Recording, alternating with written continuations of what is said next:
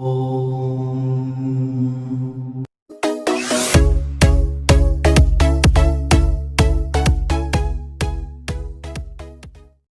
सबका स्वागत करता हूं हमारे PSRM स्टडी चैनल में।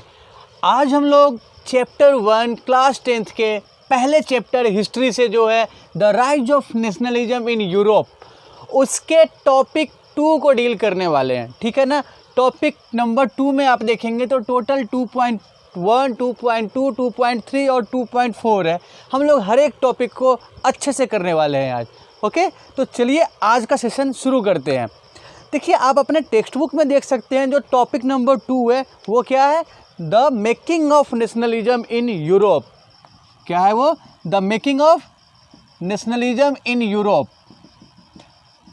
देखिए, हम लोगों ने इससे पीछे जो डील किया है उसमें हमने देखा कि नेशनलिज्म का जो आइडिया है वो फ्रांस के लोगों ने कैसे अडॉप्ट किया, कैसे नेशनलिज्म के आइडिया को फ्रेंच पीपल ने प्रमोट किया है। ठीक है, अब हम उसी कड़ी को आगे लेके चलेंगे कि नेशनलिज्म के इस आइडिया को यूरोप में कैसे डेवलप किया गया है। ठीक है ना।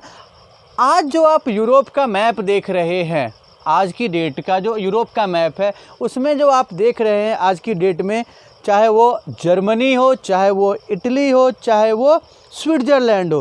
ठीक है ना। आज जैसे ये यूरोप के मैप पे आपको दिखाई देते हैं जर्मनी, इटली, स्विट्ज़रलैंड, ये वैसे नहीं थे। ठीक है ना। 18th सेंचुरी में इस तरीके से ये नहीं थे। उसके हम जिस टाइम के यूरोप की बात करें, इस टाइम के यूरोप की बात करें तो यूरोप ना बिल्कुल आज की तरह नेशन स्टेट वाला वहाँ पे कॉन्सेप्ट फ्रांस के बाहर नहीं फैला था अभी। ठीक है। साथ ही साथ एथनिक डाइवर्सिटी बहुत ज़्यादा थी, लिंगुअल डाइवर्सिटी थी, सोशल डाइवर्सिटी थी। तो हम लोग आज इसी चीज़ को अभी इस टॉपिक में देखने वाले हैं। क्लियर है? चलिए, तो आप देखिएगा कि आज की डेट में जैसे हम जर्मनी, इटली या स्विट्ज़रलैंड को देख रहे हैं वैसे ये आज की तरह नहीं थे। इनकी कंडीशन बिल्कुल डिफरेंट थी। जो यूरोप का ईस्टर्न और सेंट्रल पार्ट है, देखिए ईस्टर्न एंड सेंट्रल यूरोप जो था वहाँ पे एरिस्टोक्रेटिक मोनार्किकल सिस्टम था। ठीक है ना, या एरिस्टोक्रेसी डोमिनेंट थी। ईस्टर्न एंड सेंट्रल यूरोप में आप देखेंगे तो एरिस्टोक्रेसी थी। ठीक है। और ये जो रीजन थे ना, आप यहाँ देख रहे हैं जर्मनी, इटली या स्विट्ज़रलैंड, तो ये जो थे ये अलग अलग किंगडम में बटे हुए थे, अलग अलग रीजन में बटे हुए थे। ये डचीज और कैंटन्स में बटे थे। डचीज आप कह सकते हैं वैसा जगह जो किसी ड्यूक के अंडर हो, या ड्यूक का जो फेमिनिन जेंडर है वो डचीज है। तो ड्यूक या डचीज के अंडर जो रीजन होंगे, आप ड्यूक को अपने यहाँ के जागीरदार या ज़मींदार समझ सकते हैं, शासक समझ सकते हैं, नोबेल समझ सकते हैं। और कैंटन्स का मतलब भी वही हो गया, जैसे अपने यहाँ पे अनुमंडल होते हैं वैसे ही एक कैंटन्स क्या हो जाएंगे, एडमिनिस्ट्रेटिव यूनिट्स हो जाएंगे। सो आप ऐसे कह सकते हैं कि डचीज और कैंटन्स ये एडमिनिस्ट्रेटिव यूनिट थे। ठीक है। तो ये जो आप जगह देख रहे हैं वो डचीज और कैंटन्स में डिवाइडेड थे। ईस्टर्न और सेंट्रल यूरोप में एरिस्टोक्रेसी प्रिवेल कर रही थी, एरिस्टोक्रेसी काफ़ी पॉपुलर थी। ठीक है। इसके अलावा जो यूरोपियन पीपल हैं that see themselves as a collective identity, हम लोगों ने कलेक्टिव आइडेंटिटी वर्ड को काफ़ी स्ट्रेस करके समझा था। तो इस टाइम के जो यूरोपियन लोग हैं वो कलेक्टिव आइडेंटिटी को नहीं समझ पा रहे थे। वो they did not see themselves in a collective identity. Okay, moreover they spoke different language. ठीक है। So there was lingual diversity, spoke different language. Okay, हम लोग जानते हैं ना कि नेशनलिज्म का आइडिया तभी होगा डेवलप जब कलेक्टिव आइडेंटिटी की बात होगी, और अभी वही आइडिया यूरोप में क्या हो रहा है, लैक कर रहा है। ठीक है। फिर आप देखिएगा कि जो हैब्सबर्ग एम्पायर था, which empire, Habsburg empire, it ruled over Austria and Hungary. तो देखिए ऑस्ट्रिया और हंगरी पे ये रूल कर रहा था हैब्सबर्ग एम्पायर। बट इसका जो एम्पायर है यहाँ पे भी बहुत ज़्यादा डिफरेंसेस देखने को मिलेगा आपको। यहाँ पे भी बहुत ज़्यादा डाइवर्सिटीज़ थी, चाहे वो लिंगुअल डाइवर्सिटी हो या एथनिक डाइवर्सिटी हो। Austria, the Habsburg empire which ruled over Austria and Hungary was a patchwork of diversity. Clear है? यहाँ देखिए, यहाँ पे आपको दिखाई देगा लिंगुअल डाइवर्सिटी, देखिएगा ना, तो इस रीजन में आप देखिएगा कि जो एरिस्टोक्रेट्स थे वो कौन सी भाषा बोला करते थे? अल्पाइन रीजन के जो एरिस्टोक्रेट्स थे, they spoke which language? Aristocrat spoke German in Alpine regions. Alpine region is formed of Tyrol, Austria, Sudetenland and Bohemia. यहाँ पे देखिए अल्पाइन रीजन में एरिस्टोक्रेट्स जो थे वो क्या बोलते थे? जर्मन, ठीक है। और अल्पाइन रीजन में कौन कौन से आएंगे? टिरोल, ऑस्ट्रिया,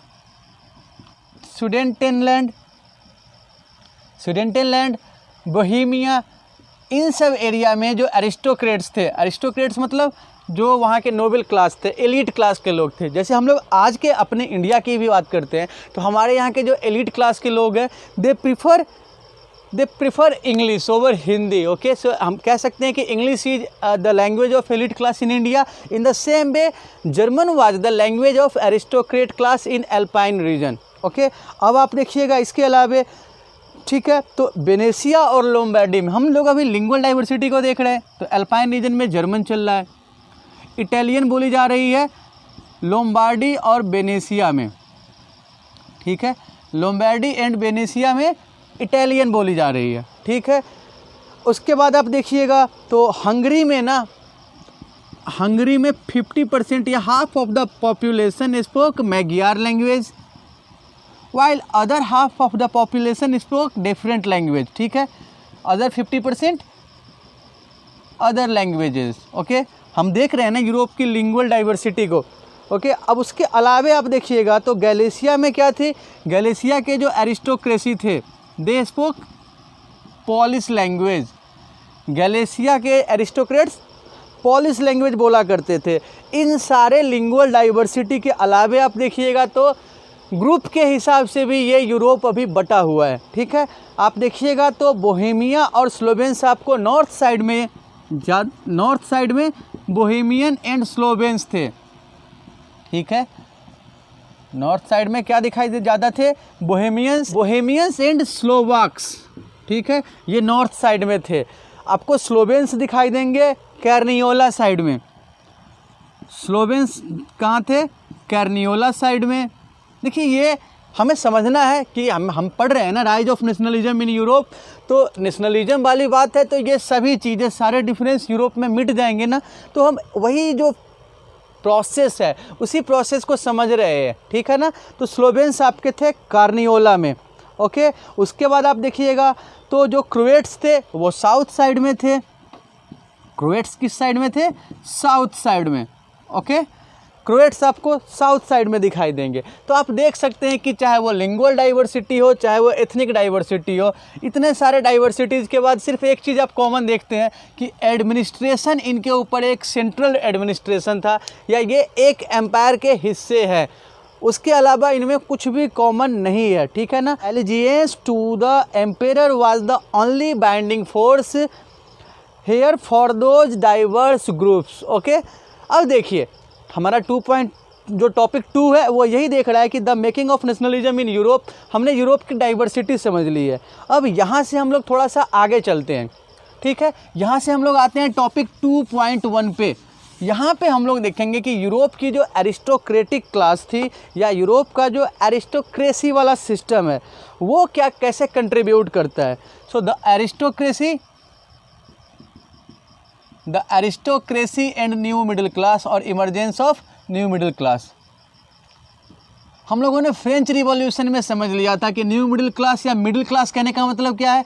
जो न्यूली एजुकेटेड पीपल है, जो ट्रेड और बिजनेस से जिन्होंने वेल्थ अर्न किया है, जो नए वेल्दी पीपल है वो आ जाएंगे, प्रोफेशनल्स आ जाएंगे, ठीक है, वर्कर्स आ जाएंगे, ये सारे मिडिल क्लास थे। और फ्रांस में भी मिडिल क्लास ने क्या किया था? They demanded rights, they demanded political change, they demanded parliamentary changes. Okay, तो यहाँ पे हम, और वो भी जो मिडिल क्लास थे वो एरिस्टोक्रेसी के अगेंस्ट थे।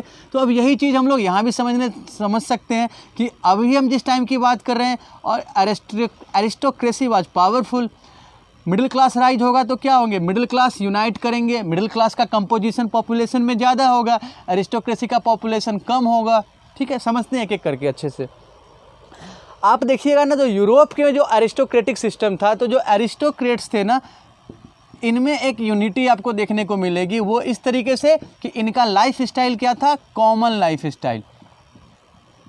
जैसे जो भी एरिस्टोक्रेट्स थे उनके कंट्री साइड में भी प्रॉपर्टी होती थी, स्टेट होते थे, और वो क्या करते थे, उनके टाउन में भी प्रॉपर्टी होते थे। यहाँ पे लैंडेड एरिस्टोक्रेसी आप कह सकते हैं कि ज़मींदारी वाली एरिस्टोक्रेसी आपको ज़्यादा दिखाई देगी, ठीक है। इनका लाइफ स्टाइल कॉमन था, साथ ही साथ ये लोग मैट्रिमोनियल अलायंस के थ्रू यूनाइटेड थे। मैट्रिमोनियल अलायंस का मतलब हम क्या समझते हैं, वैवाहिक संबंध। सीधी सी बात है ना, जो एरिस्टोक्रेट्स होंगे, ज़मींदार होंगे, वो शादी भी तो अपने बराबर वाले क्लास में ही करेंगे ना, ठीक है ना।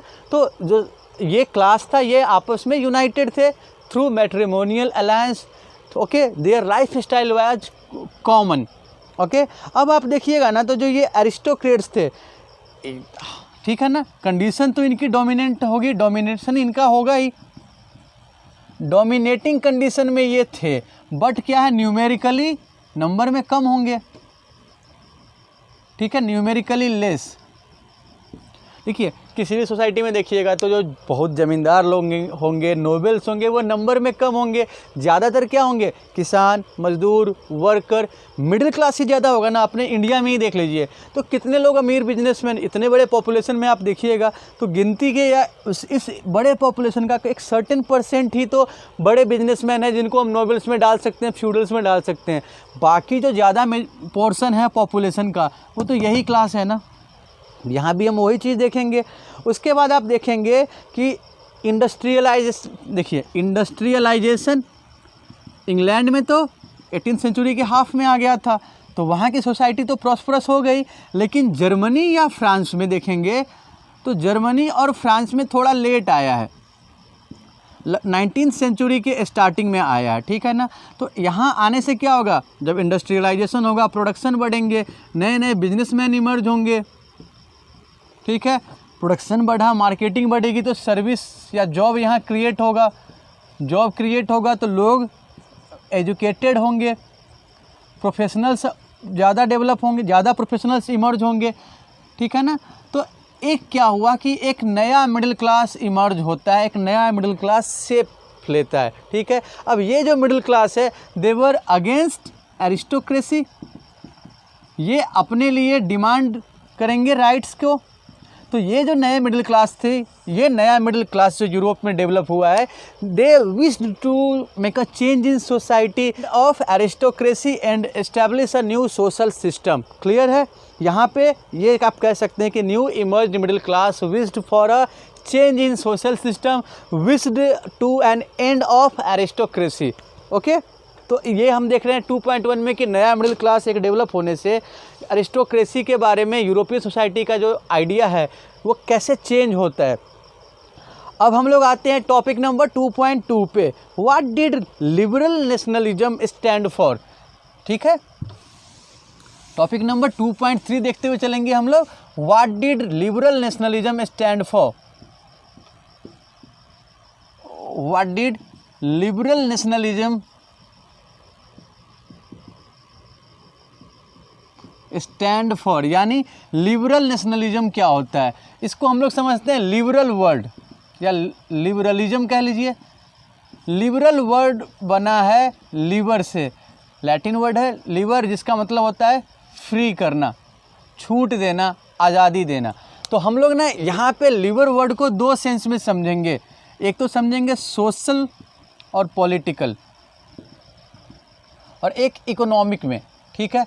तो जब हम सोशल वर्ड की या पॉलिटिकल वर्ड की बात करेंगे तो यहाँ पे सेंस बनेगा डेमोक्रेटिक राइट।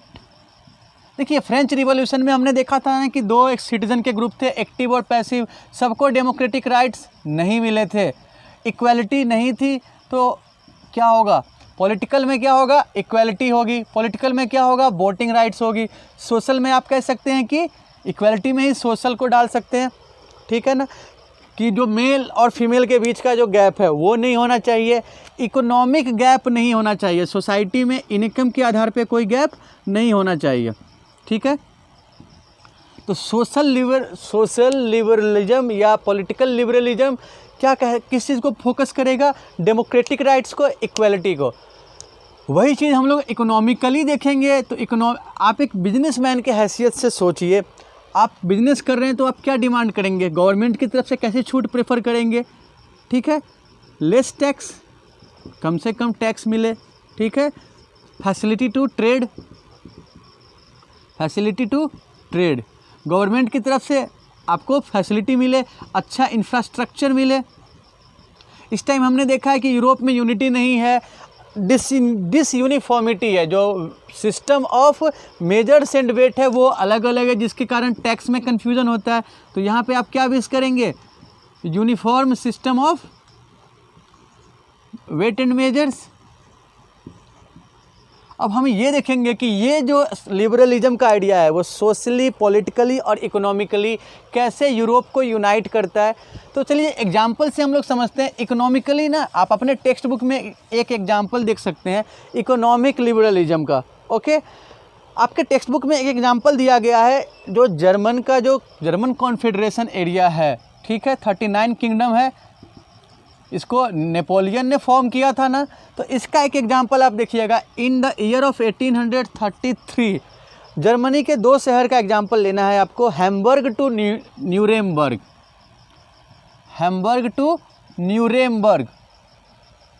तो यहाँ देखिएगा आप कि हैम्बर्ग टू न्यूरेमबर्ग में अगर कोई ट्रेडर ट्रेड करने के लिए ट्रैवल करता है तो उसको टोटल 11 तरह के टैक्स देने पड़ते हैं। ठीक है,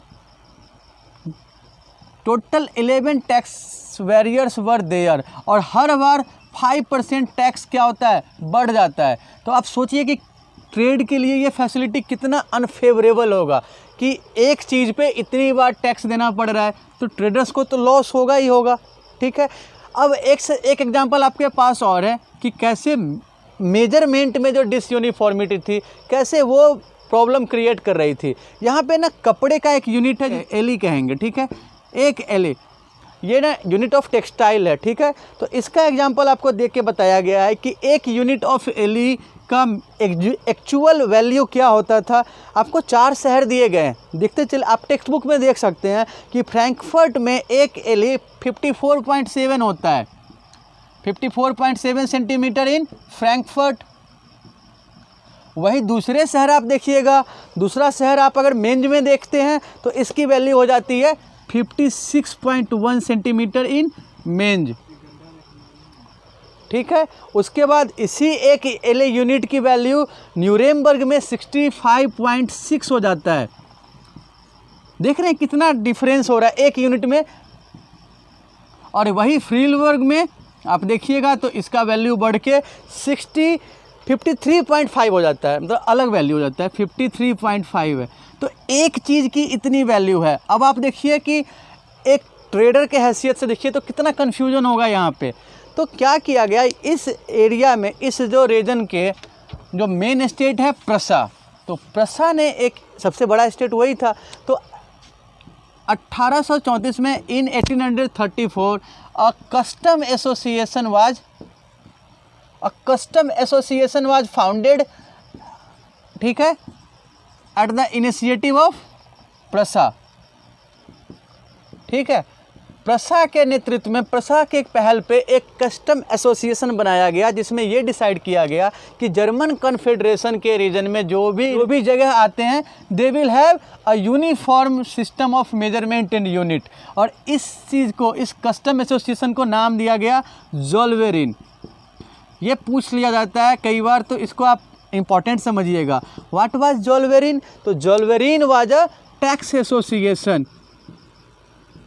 Zollverein was a tax association formed at the initiative of Prussia, okay, which suggested uniform policy of taxation and measurement in German Confederation or in the regions of German Confederation। तो ये point clear हो गया हम लोगों का। Okay, बात समझ में आ रही है कि कैसे लिबरलिज्म ने सोशल और पॉलिटिकल स्फीयर में लोगों को मोटिवेट किया यूनाइट होने के लिए, लोगों को मोटिवेट किया डिफरेंसेस रिड्यूस करने के लिए। ठीक है ना। और वही इकोनॉमिकली जो डिसयूनिफॉर्मिटी थी एडमिनिस्ट्रेटिव डिसयूनिफॉर्मिटी थी उसको दूर करने में रोल प्ले किया है। ठीक है, अब हम लोग एक और टॉपिक में आते हैं। टॉपिक नंबर होगा हम लोगों का वो 2.3। 2.3 क्या है हम लोगों का? A new conservatism after 1815। A new, देखिए थोड़ा सा ये सेशन बड़ा हो सकता है, हिस्ट्री का चैप्टर है तो आप जानते हैं कि पूरे साल में हम लोगों को 4 ही चैप्टर पढ़ने हैं, तो साइज काफ़ी बड़ा है एक चैप्टर का। तो मैं उम्मीद करता हूं कि आप लोग ना पूरे धैर्य के साथ इस वीडियो को देखेंगे और समझने की कोशिश करेंगे। ठीक है, a new conservatism in Europe after 1815। 1815 किस लिए इम्पोर्टेंट है? किस लिए? गुड। 1815 में नेपोलियन को हराया था यूरोप के कंजर्वेटिव पावर ने। हम लोगों ने देखा है ना कि नेपोलियन ने यूरोप में नेपोलियनिक कोड के थ्रू बहुत सारे चेंजेस लाए। ठीक है, जिसमें लोगों को राइट्स देने की बात की गई। कंजर्वेटिव वर्ड का मतलब हम क्या कह सकते हैं? कंजर्वेटिव मतलब वैसे आदमी या वैसा आइडिया जो नए सिस्टम को रिजेक्ट करता है। ठीक है, conservatism is an idea which rejects or denies any change in existing system। देखिए, जो एग्जिस्टिंग सिस्टम है या ट्रेडिशन है उसमें कोई बदलाव नहीं होनी चाहिए। जो सिस्टम चला आ रहा है वही सिस्टम चलते रहने देना है। अगर आपकी सोच ऐसी है तो आप कंजर्वेटिव है। देखिए, यूरोप में फ्रेंच रिवॉल्यूशन के बाद बहुत चेंजेज आए हैं। नेपोलियन ने नेपोलियनिक कोड के थ्रू यूरोप के बहुत हिस्से को जीता है। यूरोप के अलग अलग हिस्से में लोग डिमांड कर रहे हैं राइट्स की, इक्वलिटी की। ठीक है, बर्थ बेस्ड प्रिविलेज को ख़त्म करने की। अब आप ना एक कंजर्वेटिव अगर हैं तो किस में बिलीव करेंगे? अरिस्टोक्रेसी में। तो आप क्या चाहेंगे कि अरिस्टोक्रेसी में चेंज हो? नहीं हो। आप यही चाहेंगे ना कि अरिस्टोक्रेसी होना चाहिए, मोनार्की होनी चाहिए, लोगों को राइट्स नहीं दिया गया है तो नहीं मिलने चाहिए। यही सोच तो कंजर्वेटिव होगी ना, यानी जो पहले का सिस्टम है वही कंटिन्यू होना चाहिए। तो यूरोप के वैसे पावरफुल कंट्री जो नेपोलियन से दुखी थे, नेपोलियन से खुश नहीं थे, फ्रेंच रिवॉल्यूशन के रिजल्ट से खुश नहीं थे। ठीक है, तो they jointly came together to defeat Napoleon. ठीक है, हम लोगों ने देखा था ना कि 4 कंट्री है मेन, जिसको हम लोगों ने शॉर्ट में क्या कहा था? पर्व कहा था। प्रसा, ऑस्ट्रिया, रसिया एंड ब्रिटेन। याद रखेंगे ना। तो जब नेपोलियन को इन चारों ने मिलकर हराया 1815 में, तो नेपोलियन ने जो भी चेंजेस किए थे यूरोप में, उस चेंज को फिर से ख़त्म करके दोबारा किसको लाना है यूरोप में?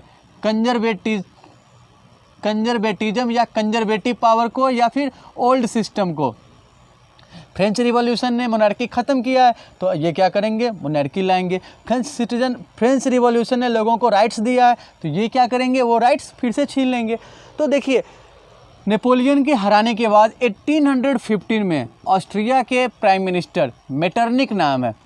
ठीक है, तो मेटरनिक के लीडरशिप में ऑस्ट्रियन कैपिटल वियना में, वियना आप यूरोप के मैप पे देख सकते हैं स्क्रीन पे कहाँ पे है, तो वियना में जो कंजर्वेटिव पावर है उनकी एक मीटिंग होती है। मीटिंग किस लिए होती है? कि नेपोलियन ने जो चेंजेस किए हैं उसको ख़त्म करके दोबारा से यूरोपियन सोसाइटी को बनाना है, नए तरीके से कंजर्वेटिव पावर को फिर से लागू करना है, कंजर्वेटिव सिस्टम फिर से यूरोप में लाना है।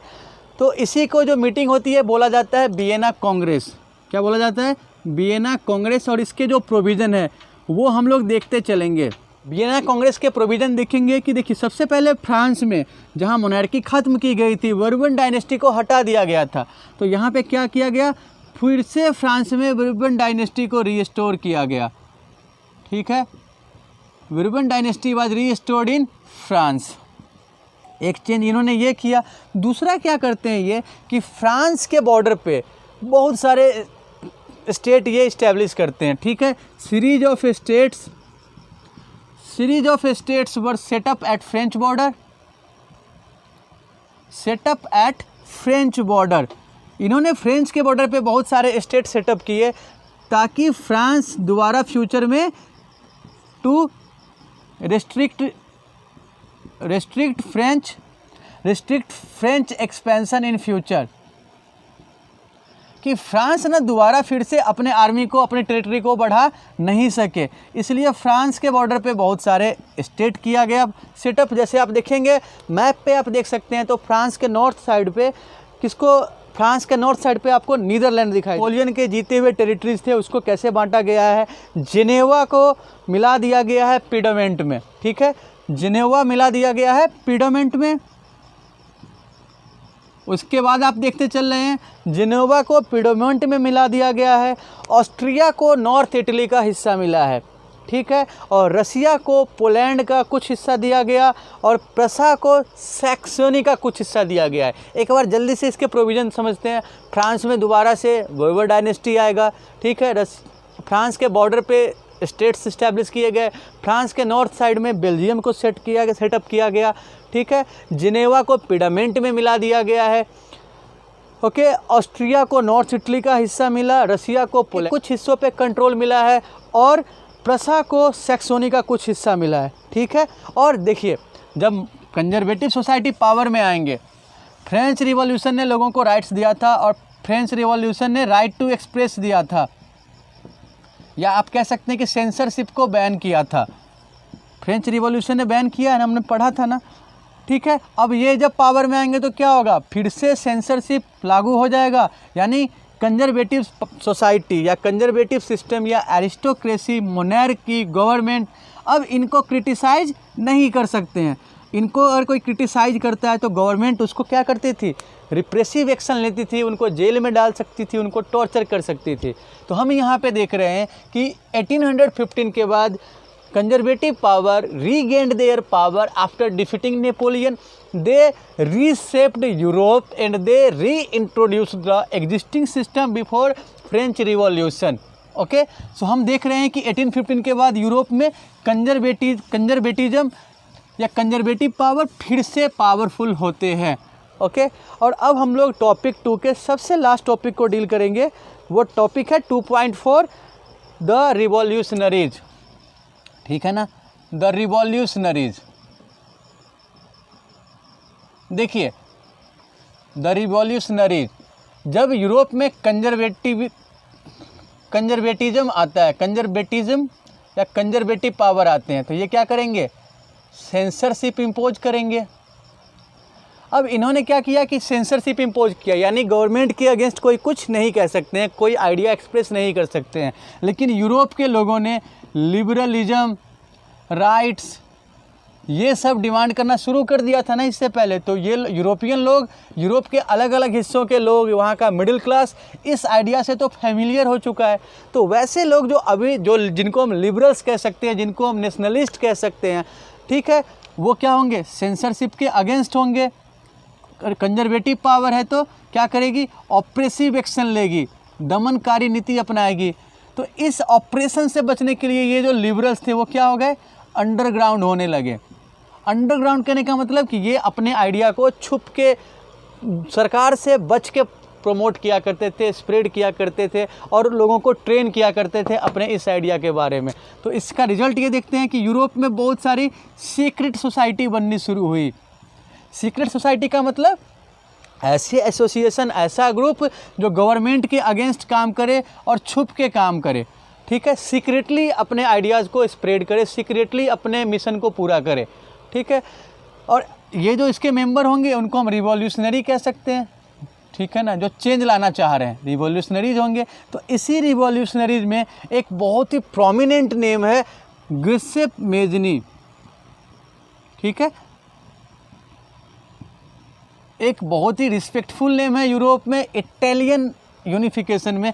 खैर वो बाद का चैप्टर है, हम लोग इनको लेके चलते हैं। इनका जन्म हुआ है 1807 में जिनेवा में, ठीक है। 24 साल की एज में इनको एक्साइल पे भेज दिया गया। एक्साइल मतलब देश से निकाल देना, अपने देश से बाहर कर देना, एक्साइल कहलाता है। क्योंकि इन्होंने एक रिवॉल्यूशन अटेम्प्ट किया था लाइजीरिया में, इसलिए इनको इनके देश एक्साइल कर दिया गया था, ठीक है। बाद में क्या हुआ, देखिए 1807 में जन्म हुआ है, 24 साल की उम्र में इनको एक्साइल में भेज दिया गया है। ये ना अपने अर्लियर स्टेज में एक सीक्रेट सोसाइटी थी कार्बोनेरी, उसके मेंबर थे। कार्बोनेरी क्या था? A secret society in Europe, या एक सीक्रेट सोसाइटी आप कह सकते हैं। बाद में ये खुद 2 सीक्रेट सोसाइटी बनाते हैं। यंग इटली की स्थापना की है ये मार्सेल्लेस में, और उसके बाद एक यंग यूरोप की स्थापना की है इन्होंने बर्न में। ओके, आपके टेक्स्ट बुक में एक लाइन होगा, उस लाइन ये 12, ठीक है, उसमें ना आप नीचे वाले पैराग्राफ में देखिएगा, Mazzini believed that God had intended nations to be the natural units of Mankind.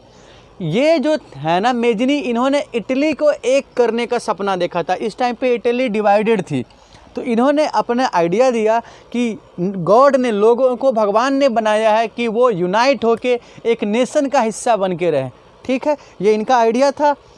इनके आइडिया को फॉलो करके, इनसे इंस्पिरेशन लेके यूरोप में बहुत सारी सीक्रेट सोसाइटीज़ बनने लगी, ठीक है। इनके आइडिया से यूरोप में सीक्रेट सोसाइटीज़ काफ़ी ज़्यादा सेटअप होने लगे अलग अलग पार्ट में, और इनके रिवॉल्यूशनरी आइडिया के कारण, ठीक है, मेटरनिक अभी हम लोगों ने पीछे देखा है ना। मेटरनिक कौन है?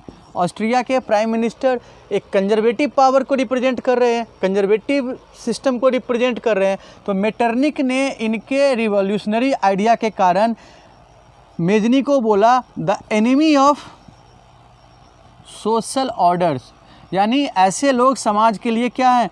खतरा है। यूरोप की जो सिविलाइज्ड सोसाइटी है, यूरोप की जो कंजर्वेटिव सोसाइटी है, जिसको ये लोग सिविलाइज्ड मानेंगे, ठीक है, तो उस सोसाइटी के लिए मेजनी जैसे लोग क्या हैं? एक थ्रेट हैं, एक खतरा है।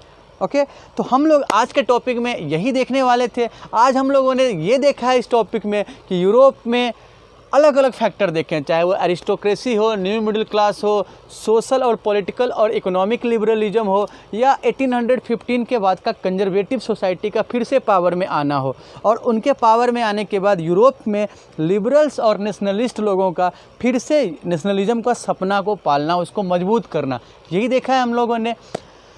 तो आज का हम लोगों का ये टॉपिक ख़त्म हो रहा है। अब हम लोग अगले टॉपिक जो का होगा वो टॉपिक 3 होगा, ठीक है, तो उसको हम लोग अगले वीडियो में डील करेंगे। आज ये वीडियो वैसे भी काफ़ी लंबा हो गया होगा, मेरे ख्याल से आधे घंटे का वीडियो हो चुका है। तो चलिए, उम्मीद करते हैं कि आज के इस टॉपिक को आपने काफ़ी पेशेंस के साथ देखा और अच्छे से समझा होगा। अगर फिर भी कोई प्रॉब्लम आती है तो आप प्लीज़ स्क्रीन पे दिए गए नंबर और डिस्क्रिप्शन में भी व्हाट्सअप नंबर दिया गया है, तो वहाँ पे अपने प्रॉब्लम ज़रूर शेयर कीजिएगा। Okay, thanks for your support.